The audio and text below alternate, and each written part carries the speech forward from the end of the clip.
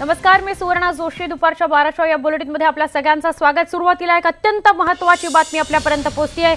केंद्रीय मंत्री नितीन गडकरींनी माजी पंतप्रधान इंदिरा गांधी यांचं कौतुक केलं. इंदिरा गांधी यांनी अनेक ताकदवान नेत्यांना झुकवलं आणि आपलं कर्तृत्व सिद्ध केलं, असं नितीन गडकरी म्हणालेले आहेत. माजी पंतप्रधान दिवंगत इंदिरा गांधी यांनी आपल्या पक्षातील निष्ठावान पुरुष नेत्यांमध्ये आपलं कर्तृत्व सिद्ध करून दाखवलेलं आहे आणि अशा या कर्तृत्ववान महिलेनं आरक्षणाचा लाभ घेतला होता का, असा सवाल उपस्थित करत केंद्रीय मंत्री नितीन गडकरी यांनी इंदिरा गांधी या महिला सक्षमीकरणाचा आदर्श असल्याचे गौरवोद्गार काढलेले आहेत. गडकरी यांच्या हस्ते नागपुरात महिला बचत गटानं आयोजित केलेल्या प्रदर्शनाचं उद्घाटन होतं आणि या कार्यक्रमात ते महिला सक्षमीकरण या विषयावर बोलत होते आणि त्यावेळेला त्यांनी हे वक्तव्य केलेलं आहे. इंदिरा गांधी सारख्या नेते या देशात झालेले आणि या देशावर अनेक मोठ्या मोठ्या ताकदवान पुरुषांना त्यांनी झुकवलं. पण इंदिरा गांधींना कधी रिझर्वेशन मिळालं का? वसुंधरा राजे, सुषमा स्वराज, सुमित्रा महाजन आता एवढ्या मोठ्या पदावर होत्या आहेत, त्यांना रिझर्वेशन मिळालं का? तुम्ही सभापती झाल्या, आम्हाला पुरुषांना करता आलं असतं पण आम्ही तुम्हाला केलं, तर रिझर्वेशन तुम्ही सभापती नाही झाल्यात का?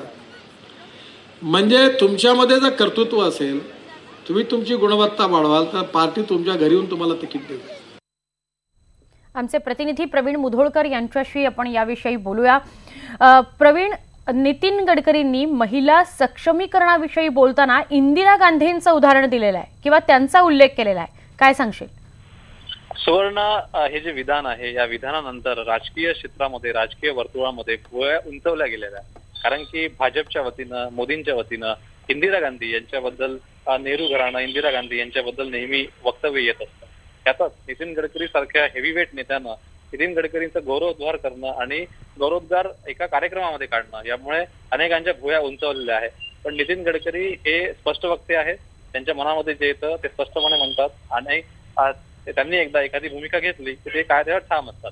त्यामुळे याही भूमिकेवरती, म्हणजे इंदिरा गांधी या ज्येष्ठ नेत्या होत्या, त्या महिला असताना सुद्धा त्यांनी कुठल्याही पद्धतीनं पुरुष नेते एवढे गांधी त्या काळामध्ये, म्हणजे त्यांचं जे कार्य सुरू होतं पंतप्रधान म्हणून, तेव्हा त्यांनी अनेक पुरुष नेत्यांना झुकवलं.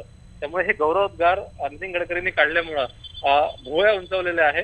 पण गडकरींनी कुठलाही संकोच ठेवला नाही की इंदिरा गांधींचा गौरव करण्यासाठी. त्यामुळे आता या वक्तव्यानंतर आता काय प्रतिक्रिया उमटतात याकडे आता बघावं लागेल. नक्की प्रवीण, धन्यवाद आपण ही माहिती दिल्याबद्दल.